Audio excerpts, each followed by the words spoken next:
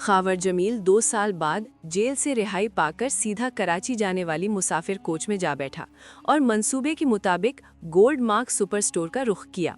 ये शहर का जदीद और वसी रकबे पर फैला हुआ स्टोर था। वो अंदर दाखिल होकर कॉस्मेटिक्स के शोबे की जानिब चल दिया। उसे पूरी तवक्को थी कि निगत वहीं मिलेगी। ऐसे में यूनिफॉर्म में मलबूस खातून उसके करीब आकर मुस्तफसिरा हुई। आपको क्या चाहिए? उन्नाबी कलर की लिपस्टिक और कहते हुए वो जरा रुककर शेल्फ में सजी दीगर अशिया को देखने लगा। फिर बोला, मिसेस निगत आसिफ यहाँ काम करती हैं? जी बोलिए, मैं ही निगत आसिफ हूँ। वो चौंक कर उसे देखने लगा। उसे याद आया कि आसिफ हर रोज रात को अपनी बीवी का तज़किरा करता था, जिसके मुताबिक उसकी बीवी निगत लंबे कद की गोरी और खूबसूरत औरत थी। यहाँ तक कि वो अक्सर उसको इंडियन फिल्म की मशहूर एक्ट्रेस से भी तशबीह दे डालता था कि वो उसी की तरह खूबसूरत, दिलकश और जवां है। दराज कामत तो थी ही, हुस्न शबाब में भी कम नहीं। कोई बदादत उसे छूकर भी नहीं गुजरी। और हाँ, जहाँ तक प्यार का सवाल है तो इसके बाद आसिफ की तारीफ बड़ी पुरस्कार हो जाती थी। उसने यादों के औराक पलटे, माजी की तहें खोली, मगर सामने खड़ी औरत से मुशाबहत रखती हुई ऐसी किसी औरत का तज़किरा उसे ना मिला। सेल्स वुमेन दराज कद थी, बस इसके अलावा इस तज़किरे से उसकी कोई मुमासलत नहीं थी। उसका वज़न भी ज़्यादा था, वो बेडौल और भद्दी थी। शायद आसिफ से जुदाई या फिर उसकी गलत कारियों और बदरवई से निगत को ऐसा बना दिया हो। उसने देखा औरत के बाल हल्के ब्राउन थे और वो नज़र का मोटी फ्रेम वाला चश्मा भी लगाए हुए थी, जिसके अकब से उसके गैर दिलकश सी आंखें उसे ही घूरे जा रही थी। माफ़ कीजिए, खावर ने उसे बदस्तूर घूरते पाकर कहा, मैं जिस निगत आसिफ का जिक्र कर रहा हूँ वो साइमा स्क्वायर में रहती थी। वो आसिफ की बीवी है। ये कहते हुए उसके लहजे में कदरे घबराहट और चेहरे पर परेशानी के आसार थे। निगत ने पलकें झपकाई और बोली, वो मैं ही निगत आसिफ हूँ। फरमाइए, आप क्या कहना चाहते हैं? मैं आपके शौहर का पैगाम लाया हूँ। मेरे शौहर? वो तो मर चुके हैं। मुझे मालूम है, उसकी मौत से चंद मिनट पहले तक मैं उसके पास ही था। मेरा नाम खावर जमील है। हम दोनों 2 साल तक जेल की एक ही कोठड़ी में रहते थे। उसने देखा कि निगत के चेहरे पर छाए हुए तासुरात में कोई फर्क नहीं आया। क्या पैगाम लाए हैं आप? उसने पहले जैसे लहजे में कहा। ये बात मैं यहाँ नहीं बता सकता। आप बताइए कि आपकी छुट्टी कितने बजे होती है? 7:30 बजे। ठीक है, मैं आपको बाहर गेट पर मिलूंगा। वो जरा हिचकिचाई, फिर बोली, सड़क के उस पार मोड़ पर मिलिएगा, वहाँ एक पब्लिक पार्क है। खावर ने इस बात में सर हिलाया, फिर तेजी से बाहर चला गया। आसिफ ने अपनी बीवी निगत के बारे में जो कुछ उसे बताया था, उसे मद्देनजर रखते हुए वो कुछ और ही सोचे हुए था। उसने सोचा था कि वो आसिफ की खूबसूरत बेवा से पोशीदा दौलत के बारे में बात करेगा और उससे शादी करके धूम मचा देगा। ताहम उसे अफसोस था कि उसका वो प्लान अब मिट्टी में मिल चुका था। उस मोटी बेवकूफ सी औरत को हासिल करने की उसे जरा भी तमन्ना नहीं थी। खावर सोचता रहा कि आसिफ 2 साल तक अपनी बीवी के बारे में झूठ बोलता रहा। फिर यकायक सब कुछ उसकी समझ में आ गया। यकीनन आसिफ ने अपनी किसी ऐसी खूबसूरत महबूबा का एक हसीन तसव्वुराती खाका अपने दिमाग में बिठा लिया था जिससे उसकी शादी ना हो सकी होगी। फिर भी खावर को उम्मीद थी कि आसिफ की 1.5 करोड़ वाली बात सही होगी। ताहम उसने सोच रखा था कि वो उसकी बीवी निगत से इस तरह बात करेगा कि वो उससे खौफजदा ना हो। निगत जब पब्लिक पार्क में उससे मिली तो उस वक्त वहाँ अंधेरा छाया हुआ था और ये खावर जमील के हक में अच्छा था, क्योंकि अंधेरे की वजह से कोई उन्हें इकट्ठे नहीं देख सकता था। दोनों एक बेंच पर बैठे हुए थे। आसिफ ने मुझे तुम्हारे बारे में बहुत कुछ बताया था। आपके बारे में भी उन्होंने बहुत कुछ लिखा था अपने खुतूत में। उनका ख्याल था कि आप उनके बहुत अच्छे दोस्त हैं। मुझे इस बात की बहुत खुशी है। आसिफ के बारे में भी मेरे ख्यालात बहुत अच्छे हैं। दरअसल इस जैसे शख्स को उस कोठड़ी में कैद ही नहीं करना चाहिए था। यही ख्याल उनका आपके बारे में भी था। निगत ने लुकमा दिया। हम दोनों बदकिस्मती से पकड़े गए थे। मैं उसके बारे में कुछ भी नहीं जानता था। मैं उन दिनों माशी मसाइल में घिरा हुआ था। खाने को फूटी कौड़ी नहीं थी मेरे पास। मैं भी आसिफ के साथ उसी फैक्ट्री में काम करता था। सारा फसाद ब्रीफकेस से शुरू हुआ था, जो उसने अनवर शाह से छीना था, जो उस दफ्तर का कैशियर था। उसमें तनख्वाहों की खतीर रकम थी, तकरीबन 1.5 करोड़ रुपए। चूंकि मैं आसिफ का क्लोज फ्रेंड था, इसीलिए शबहे की बुनियाद पर मुझे भी पुलिस के हवाले किया गया। मेरा आगे पीछे कोई नहीं था। फैक्ट्री का मालिक असर और रसूख वाला आदमी था। चुनांचे मुझे भी 2 साल की सजा हो गई। आसिफ ने इस बारे में लिखा था, तुम्हारे साथ भी बहुत बुरा सलूक किया गया। ऐसा ही बुरा सलूक तो उसके साथ भी किया गया था। खावर के लहजे में नरमी उदाई थी, जो उसके मुताबिक इस ड्रामे को कामयाब बनाने के लिए ज़रूरी था। आगे बोला, वो बेचारा भी तो बहुत सीधा आदमी था, जबकि अनवर शाह उसका दोस्त भी था। वो उसे हलाक नहीं करना चाहता था, मगर ऐसे कामों में कुछ भी हो सकता है, कई कड़वे घूंट पीने ही पड़ते हैं। खैर, आसिफ ने अपने दफ्तर की कैशियर की लाश को इस तरह ठिकाने लगाया कि पुलिस उसे बरामद ही नहीं कर पाई। ये कोई आसान काम ना था। अनवर शाह की लाश अब तक नहीं मिली ना? क्यों निगत? कहते हुए उसने चालाकी से पूछ भी लिया। उन वाकयात का जिक्र ना ही करें तो बेहतर है, वो हौले से बोली। मैं जानता हूँ कि तुम्हें उनकी याद से दुख होता होगा। बड़ी रसानियत से कहते हुए उसने निगत का हाथ अपने हाथ में ले लिया। निगत की मोटी हथेली पसीने से तरबतर थी। उसने हाथ छुड़ाने की कोशिश नहीं की। गोश्त के टुकड़े की तरह निगत का हाथ खावर के हाथ में ही रखा रहा। खावर ने फिर कहा, हालात से ही महसूस होता था कि आसिफ को फांसा गया था। निगत बोली, हालांकि उस दोपहर आसिफ ने अनवर शाह को अपनी कार में लिफ्ट भी दी थी। अनवर दफ्तर के मुलाजिमीन की तनख्वाहों का रुपया लेकर बैंक से वापस आ रहा था। उसकी अपनी कार रास्ते में खराब हो गई थी और इत्तेफाकन ही आसिफ मिल गया। अनवर उसी की कार में आया था। बस इसी कद्र मालूमात पुलिस के लिए काफ़ी थी। आसिफ के कपड़ों पर लगा हुआ खून धुलने भी ना पाया था कि पुलिस ने आकर उसे गिरफ्तार कर लिया। बचाव का उसके पास कोई सबूत नहीं था। मैंने बहुत बताया कि वो सारा दिन घर पर ही रहा था, मगर मेरी किसी ने नहीं सुनी ही नहीं और उसे 10 साल कैद की सज़ा दे दी गई। मगर ये उसने कभी नहीं बताया कि अनवर शाह की लाश उसने कहाँ ठिकाने लगाई थी और ना ही ये कि वो रकम कहाँ छुपाई थी। इस धुंधलके में भी खावर ने देख लिया कि निगत ने असबात में अपने सर को जंबश दी थी। तुम ठीक कहते हो। मेरा ख्याल है कि पुलिस वालों ने आसिफ को काफ़ी मारा पीटा भी था, मगर ये बातें उसने पुलिस को नहीं बताईं। खावर एक लम्हा खामोश रहा, फिर सिगरेट सुलगाकर एक गहरा कश लिया और बोला, क्या ये बातें उसने कभी तुम्हें नहीं बताई थीं? तुम्हारा क्या ख्याल है? वो भराई हुई आवाज़ में बोली, मुझे इन्हीं बातों और बदनामी की वजह से ही तो अपना अपार्टमेंट छोड़ना पड़ा था। हर कोई मुझे एक मुजरिम और कातिल की बीवी होने का ताना देता था। अब गुज़श्ता 2 साल से मैं इस सुपर स्टोर पर बड़ी मुश्किलों से मिलने वाली ये नौकरी कर रही हूँ। इन सब बातों को देखते हुए क्या तुम समझते हो कि मुझे इस बारे में कुछ नहीं मालूम होगा? मैं तो ऐसे हालात से गुजर रही हूँ कि ना रो पाती हूँ ना हंस सकती हूँ। खावर ने जल्दी से अध जला सिगरेट फेंक दिया। अंधेरे में कितनी देर तक सुलगते हुए सिगरेट की लाल लाल नोक चमकती रही। उसने उसी तरफ देखते हुए अब मकसद की बात की तरफ आते हुए कहा, अच्छा निगत, अगर वो रुपए तुम्हें मिल जाएं तो तुम उनका क्या करोगी? क्या उसे पुलिस के हवाले कर दोगी? निगत ने खंखार कर अपना गला साफ किया, फिर बोली, किस लिए? क्या इसलिए कि पुलिस ने मेरे शौहर को जेल में सड़ाकर मारा है? वो रुपया उन्हें देकर मैं उनका शुक्रिया अदा करूं? मुझे इत्तला दी गई थी कि निमोनिया के शदीद हमले से उसकी मौत वाक़ई हो गई, मगर मैं जानती हूं कि कैसा होता है इन जेलों का निमोनिया और माहौल। उसकी आवाज़ भराने लगी। जेल का डॉक्टर कहता था आसिफ को इन्फ्लुएंजा हुआ है। इस पर मैंने बहुत शोर मचाया और वो उसे उठाकर मरीजों के कमरे में ले गए। खावर बोला, मैं तो कहूँगी कि जेल वालों ने ही उसे जान से मारा है। अपने जुर्म की कीमत आसिफ ने अपनी जान देकर चुकाई। अब मैं उसकी बेवा हूँ। अब तो वो दौलत अगर मिल भी जाए तो सारी की सारी मेरी होगी। हमारी कहो, हमारी। खावर बोला तो उसके हाथ में मौजूद निगत की उंगलियां कस सी गईं। उसके नाखून खावर को अपनी हथेली में गड़ते महसूस हुए। फिर वो आहिस्ता से बोली, क्या आसिफ ने तुम्हें बताया है कि वो दौलत उसने कहाँ छुपाई थी? हाँ, बताया तो था, खावर दानिस्ता गोमगो से लहजे में बोला। जब वो लोग उसे कोठरी से ले जाने लगे तो उसकी हालत बहुत नाजुक थी। इस हालत में वो ज़्यादा बात तो नहीं कर सकता था, मगर मुझे कुछ इशारा मिल गया। मैंने सोचा जेल से रिहा होने के बाद तुमसे मिलकर इस पोशीदा दौलत का पता लगा सकूंगा। उसने बताया था कि 1.5 करोड़ की खतीर रकम है। अगर हम इसका निस्फ भी कर लें तो 75 लाख कुछ कम रकम नहीं होती।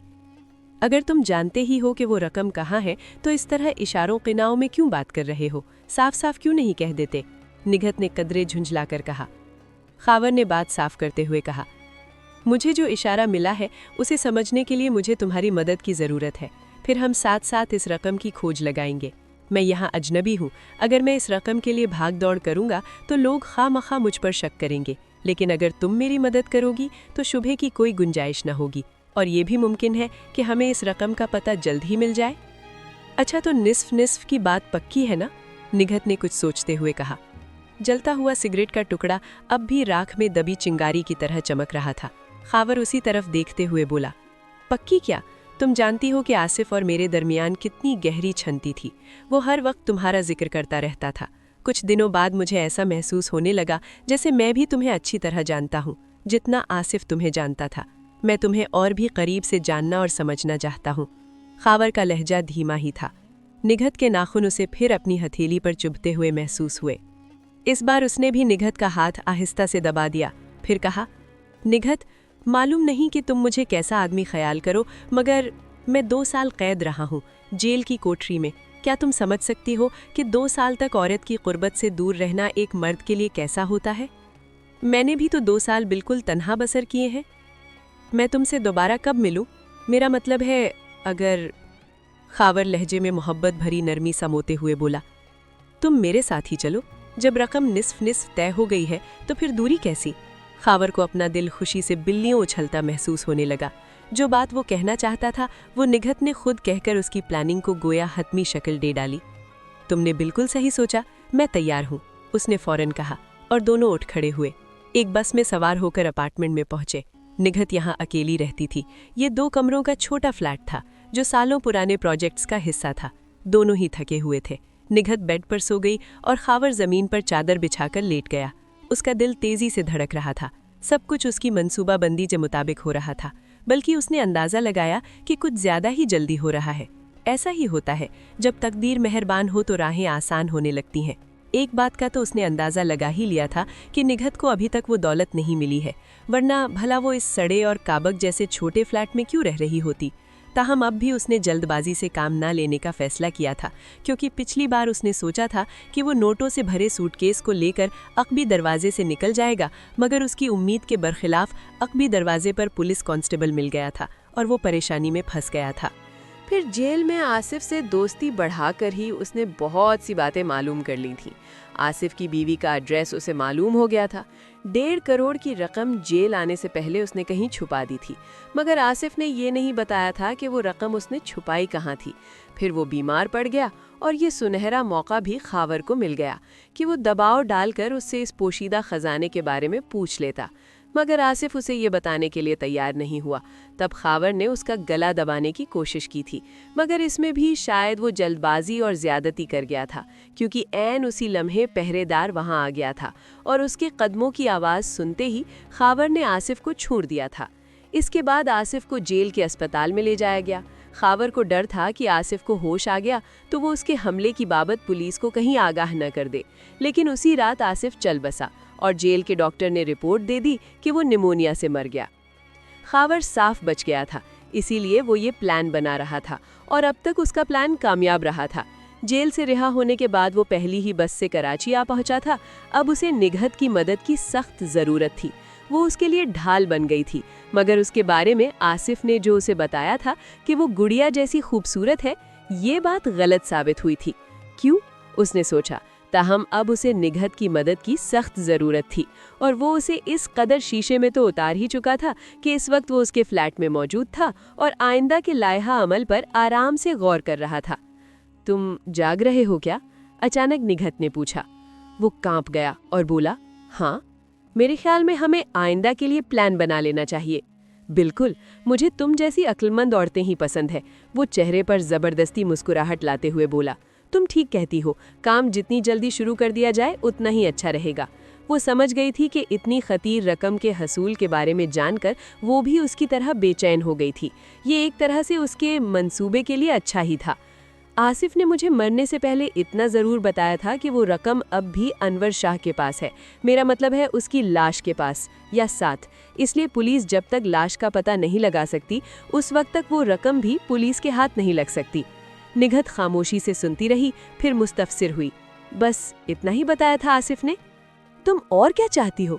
सारी बात बिल्कुल साफ तो है, वो रकम अनवर की लाश के पास ही कहीं छुपाई गई है। निघत उठकर उसके पास करीब मैट्रेस पर बैठ गई और बोली, 2 साल से पुलिस अनवर की लाश को तलाशती फिर रही है, मगर अभी तक कामयाब नहीं हो सकी। फिर एक लंबी हमकारी भर के बोली, मेरा ख्याल था कि तुम्हें कोई ख़ास बात मालूम होगी, लेकिन ऐसा नहीं है। अच्छा ये बताओ कि पुलिस अब तक लाश को कहाँ कहाँ तलाश कर चुकी है? हम इन दिनों किराए के जिस मकान में रहते थे, सबसे पहले उसकी तलाशी हुई थी, मगर एक बार तलाशी लेने के बाद भी पुलिस मुतमईन न हो सकी थी। 3 दिन बाद पुलिस ने फिर घेरा डाला था और इस बार सारी अलमारियां और एक-एक तख्ता उखाड़ कर देखा गया था। इसके बाद पुलिस के आदमी 1 माह तक लाश की तलाश में सरगर्दा रहे। अनवर गैर शादीशुदा नौजवान था। उसका फ्लैट शहर के वस्त में था। सुनने में आया था कि उसने शहर के साहिली इलाके की तरफ कोई बड़ा सा प्लॉट, जो न जाने उसने खरीद रखा था या उसके मरहूम बाप की मिल्कियत थी, वहां दोस्तों के साथ शिकार पर जाया करता था। उस तरफ उसने एक झोपड़ी टाइप मकान बनवा रखा था। उसकी भी तलाशी ली गई, मगर खातिर ख्वाह नतीजा बरामद न हुआ। खावर चंद सानियों की पुरसोच खामोशी में मुस्तगरिक रहा, फिर बोला, आसिफ ने जिस वक्त अनवर शाह को अपनी कार में बिठाया था, उसकी कितनी देर बाद वो घर वापस आया था? तकरीबन 3 घंटे बाद। इससे तो जाहिर होता है कि उसे कहीं और जाने का मौका ही नहीं मिला। यकीनन यहीं आसपास ही उसने अनवर शाह की लाश को छुपाया होगा। फिर जरा वक्फ के बाद बोला, अच्छा तुम जरा अपने जहन पर जोर देकर बताओ, क्या वाकई अनवर की आसिफ के साथ दोस्ती थी? हाँ, मैंने उनमें हमेशा गहरी छंती देखी है, निघत जवाब में बोली। वो दोनों हम निवाला और हम प्याला थे। उनकी कोई खास मशगूलियात? तुम मेरा मतलब समझ रही हो ना? ज्यादातर वो मछली का शिकार खेलते थे। वो दोनों अक्सर उस नीम साहिली इलाके की तरफ चले जाया करते थे, जिधर अनवर शाह के मरहूम बाप का प्लॉट था। 2-1 बार आसिफ के साथ मैं भी वहां जा चुकी हूँ। खुली फिजा के सबब मुझे वो जगह पसंद थी, मगर मछली के शिकार से मुझे कोई दिलचस्पी नहीं थी। वो इलाका मेरे ख्याल के मुताबिक मगरिब में 40 से 50 किलोमीटर की दूरी पर होगा। खावर ने कुछ सोचते हुए अपने होंठ भींच लिए। मैंने बताया तो है कि पुलिस ने वहां की तलाशी ले ली है। मेरा मतलब ये था कि वहां जरूर कोई शेड या बोट हाउस होगा, खावर ने वजाहत की। अनवर शाह ऐसा कोई मालदार आदमी नहीं था, निघत बोली। दोनों जब भी शिकार के लिए वहां जाते थे तो किराए पर कश्ती लेकर जाते थे। निघत ने जाने क्यों एक गहरी सांस ली थी, जैसे इस मौजू से उकताने लगी हो। खावर ने मुस्तरबाना अंदाज में एक सिगरेट सुलगाया, फिर कहा, देखो निघत, अगर 1 करोड़ 50 लाख रुपए हासिल करने हैं तो इस मुअम्मे को हल करना होगा। जिस दिन अनवर शाह मारा गया था, उस दिन के वाकयात याद करो। शायद तुम अब भी कोई बात भूल रही हो। मैं घर पर थी, इसलिए नहीं जानती कि क्या वाकयात पेश आए थे। उस दिन आसिफ की छुट्टी थी और वो बाहर घूमने निकला हुआ था। जाने से पहले क्या उसने कुछ कहा था? क्या वो नर्वस दिखाई दे रहा था?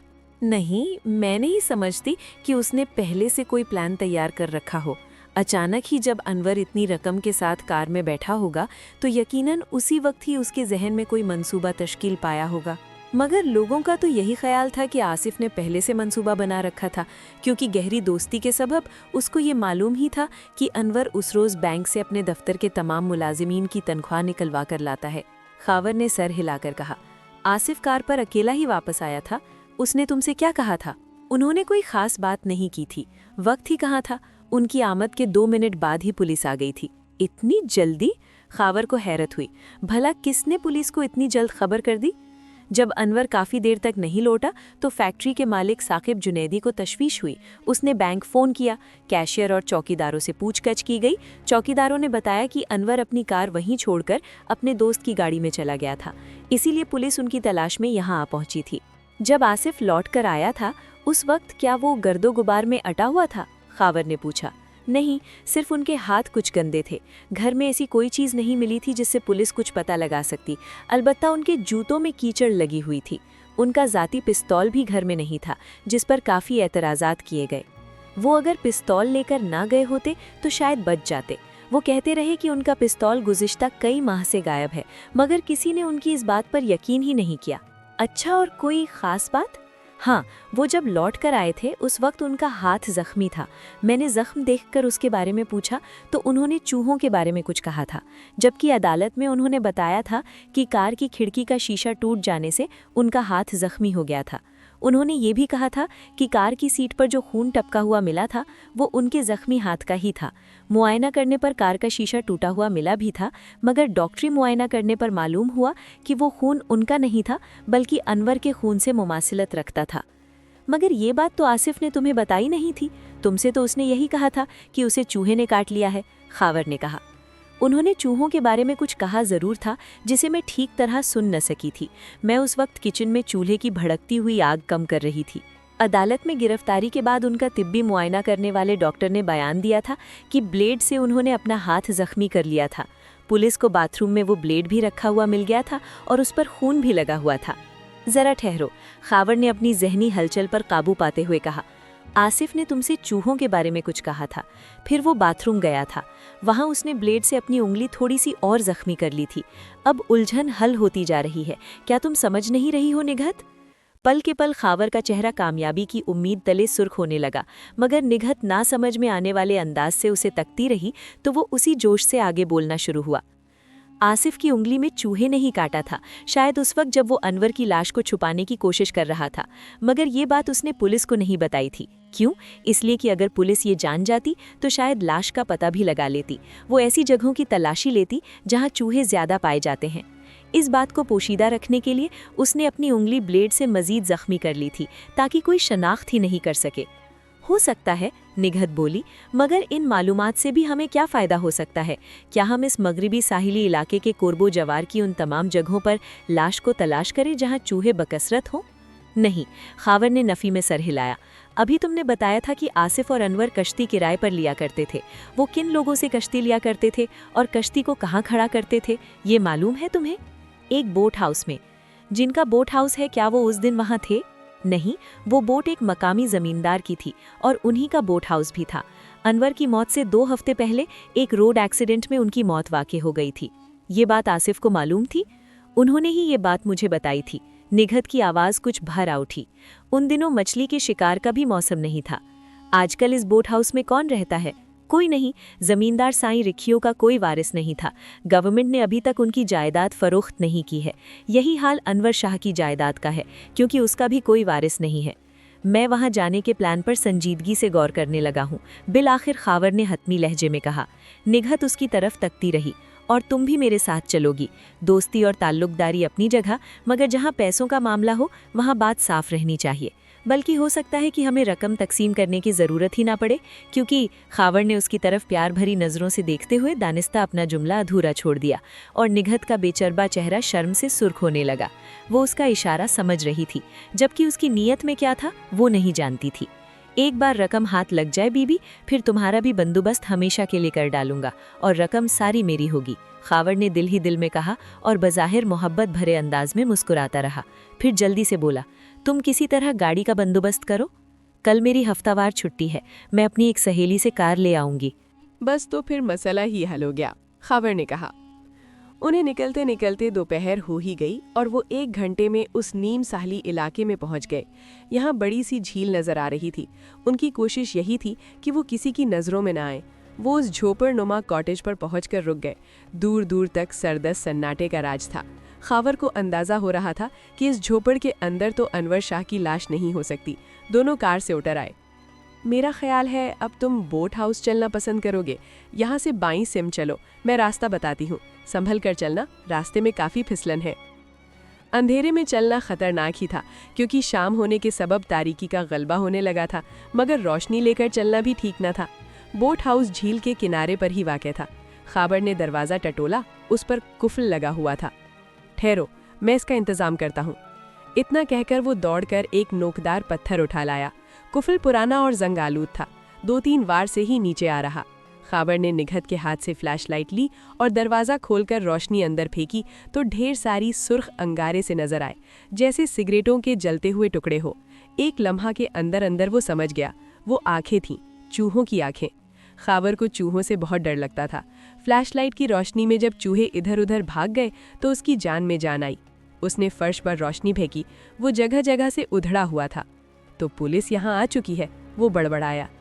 मैंने तो तुमसे पहले ही कहा था कि पुलिस हर मुमकिन जगह तलाश कर चुकी है, निघत बोली। खाबर ने रोशनी इधर उधर डाली। बोट हाउस तमाम तर खाली था, उसमें कश्ती भी कोई नहीं थी।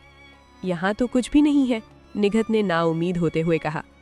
ठहरो तो, जब यहाँ तक आ ही गए हैं तो क्यों ना पूरे मकान को अच्छी तरह देख लें। फिर उसने आगे बढ़कर फ्लैशलाइट की रोशनी छत पर डाली और ठिठक गया। वो देखो निघत, इसकी छत छप्पर से काफ़ी नीचे है। तो इससे क्या होता है? मुमकिन है छत और छप्पर के दरमियान कुछ जगह हो। हाँ लेकिन, ओह सुनो, उसने निघत को खामोश होने का इशारा किया। छत पर खड़खड़ाहट सी हो रही थी। साफ जाहिर था कि छत और छप्पर के दरमियान चूहे दौड़ रहे थे और कोई चीज़ खड़खड़ की आवाज़ पैदा कर रही थी। आओ बाहर शेड में सीढ़ी तलाश करें। उन्हें बोट हाउस के करीब ही टीन के एक छोटे से शेड में एक सीढ़ी मिल गई और निघत को लोहे का एक गुर्ज पड़ा मिल गया। खाबर ने सीढ़ी लगाई और निघत ने फ्लैशलाइट से छत पर रोशनी फेंकी। वहां सारी सीलिंग पर मोटे कागज चस्पा थे। खाबर ने लोहे के उस गुर्ज से उन कागजों को उखाड़ा। कागजों के नीचे प्लाईवुड के 2-3 तख्ते बेतरतीबी से ठोके गए थे। साफ जाहिर हो रहा था कि ये काम घबराहट और जल्दबाजी में किया गया था। खाबर ने उसी गुर्ज से तीनों तख्ते उखाड़ डाले तो चूहे इधर उधर दौड़ने लगे। खाबर ने निघत से फ्लैशलाइट ली और खिड़की नुमा दराज से रोशनी अंदर डाली तो उसकी मुसर्रत की इंतहा ना रही। लोहे का वो सियाह बक्स सामने ही रखा था और उसकी बगल में एक भयानक ढांचा पड़ा हुआ था। खाबर ढांचे को देखते ही समझ गया कि वो अनवर शाह की लाश है। उसने हाथ बढ़ाकर बक्स को अपने करीब खींचा और उसका ढक्कन ऊंचा करके देखा तो उसकी आंखें फैल गईं। अंदर 1.5 करोड़ की रकम मौजूद थी। ताफुन और बदबू के बावजूद खाबर को बक्स में से खुशबुओं की लपटें उठती महसूस हुईं। कुछ है वहाँ? निघत ने कांपते लहजे में पूछा। हाँ, खाबर ने जवाब में कहा। सीढ़ी पकड़ी रहो, मैं इसे लेकर उतरता हूँ। वो उतरने लगा। अब निघत का काम तमाम करने का वक्त आ गया था। वो यही सोचता और प्लान बनाता रहा, लेकिन उसे निघत के मंसूबे के बारे में तो कुछ इल्म नहीं था। लिहाजा ज्यों ही वो बक्स लेकर नीचे उतरा, निघत ने पूरी ताकत से लोहे का गुर्ज घुमाया और उसके सर पर दे मारा। वार इतना भरपूर था कि वो आह भी ना कर सका और चकराकर जमीन आ रहा। तकरीबन 15 मिनट तक वो बेहोश पड़ा रहा। इस दौरान निघत ने एक रस्सी तलाश कर ली, या शायद अपने साथ लाई थी। बहरकैफ वो उसे इस्तेमाल में लाना अच्छी तरह जानती थी। जब निघत होश में आया तो उसने खुद को रस्सी में जकड़ा हुआ पाया। निघत ने उसका मुंह रूमाल से कसकर बांध दिया था। वो फर्श पर बेहस व हरकत पड़ा देखता रहा। निघत ने बक्स खोलकर देखा और एक कहकहा लगाकर हंस पड़ी। फ्लैशलाइट फर्श पर पड़ी हुई थी। उसकी रोशनी में निघत को उसका चेहरा साफ नजर आ रहा था। वो अब चश्मा नहीं लगाए हुए थी। निघत ने उसको यूं अपनी तरफ टिकटिकी बांधे घूरते हुए पाया तो मुस्कुराकर बोली, मुझे इन सब चीज़ों की ज़रूरत नहीं थी। ये सब तो ड्रामे का एक हिस्सा था। मैंने अपने बालों का रंग ज़रा बदल लिया था और वज़न भी जानबूझकर बढ़ाया था ताकि किसी की मशकूक नज़रें मुझ पर ना पड़े। जानते हो, कभी कभी इंसान को बहरूपिया बनना पड़ता है। खाबर ने कुछ कहना चाहा मगर उसके मुंह में रूमाल ठूसा हुआ था। उसकी बेबसी देखकर निघत को मज़ा आ गया। वो इसी लहजे में बोली, आसिफ को इस रकम का लालच नहीं था। असल बात यह है कि अनवर शाह के साथ मेरे ताल्लुकात थे। हम दोनों तकरीबन 6 महीने से आसिफ की आंखों में धूल झोंक रहे थे। मुझे मालूम नहीं कि आसिफ के कानों तक ये बात किस तरह पहुंची। बहरहाल उसे मुझ पर शक हो गया और वो मुझ पर कड़ी नज़र रखने लगा। वकूए के रोज़ वो अपना पिस्तौल लेकर अनवर शाह को ख़त्म करने के इरादे से ही निकला था। मुमकिन है बाद में वो मुझे भी मार डालता।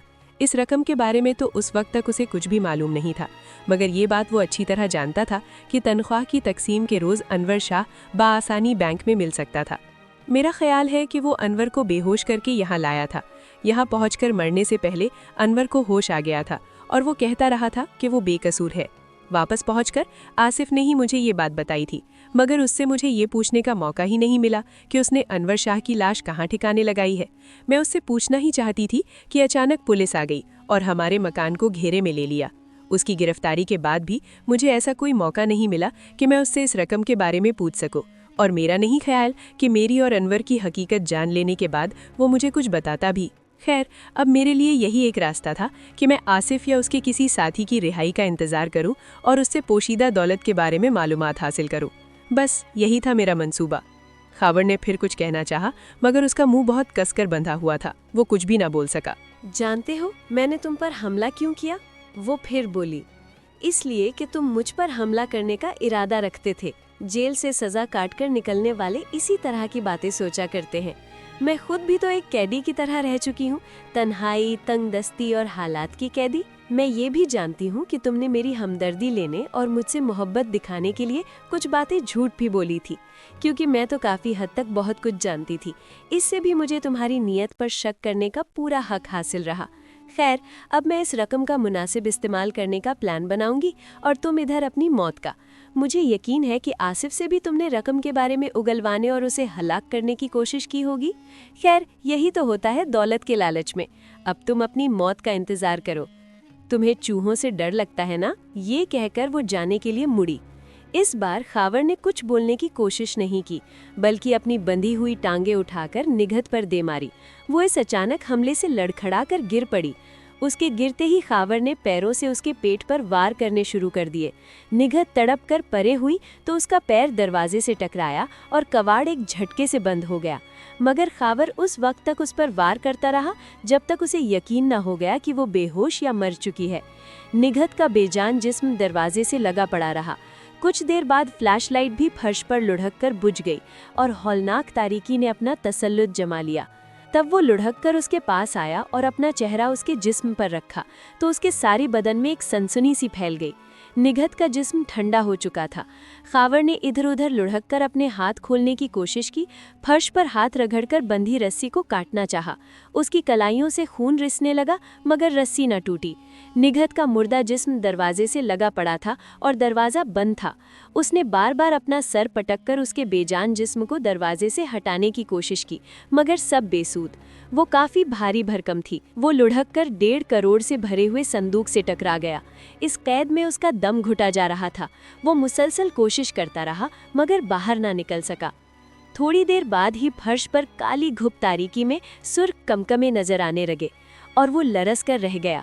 चूहे वापस आ गए थे और उन्होंने जगह जगह से उसके जिस्म को कुतरना शुरू कर दिया था।